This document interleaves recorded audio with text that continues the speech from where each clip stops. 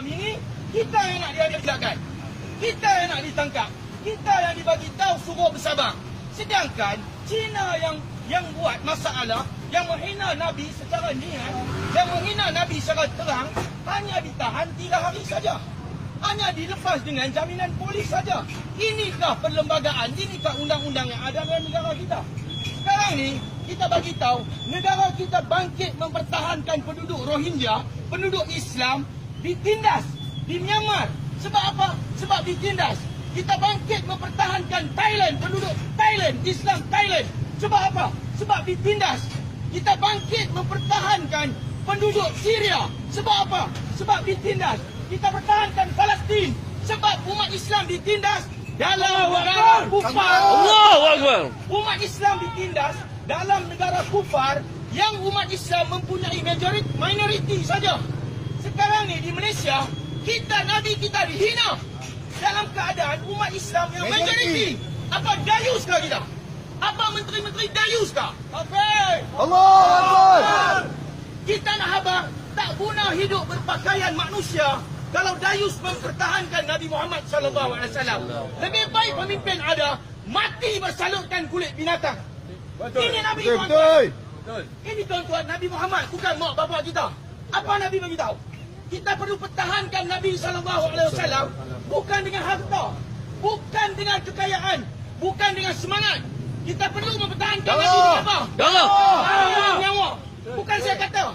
Ini Nabi kata. Kita boleh duduk diam kalau Nabi hina. Saya bagi contoh tuan-tuan.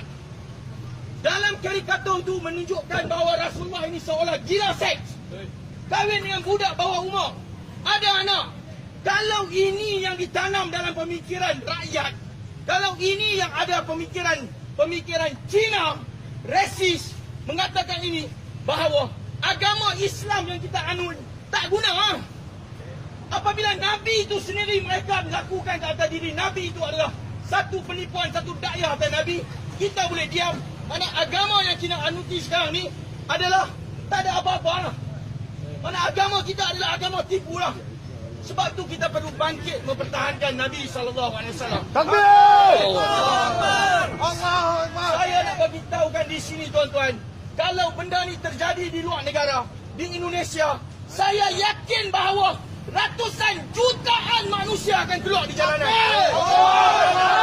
Kawan kita pencetus. Tapi apabila berlaku di Malaysia yang majoritinya umat Islam, mana umat Islam perlu bangkit pertahankan hak rakyat, hak Nabi Muhammad SAW? Mana? Kita ditindas sekarang ini tuan-tuan. Kita tengok pada malam ni, kita dibuat penindasan, kita tidak bagi hak kebebasan, kita dihalau dari bercakap.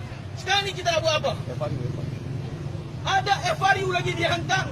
Sedangkan kita di pihak mempertahankan kebenaran, kita di pihak untuk mengambil tindakan kepada Cina ni. Dan kita sekarang ini ditahan daripada kebebasan untuk bersuara.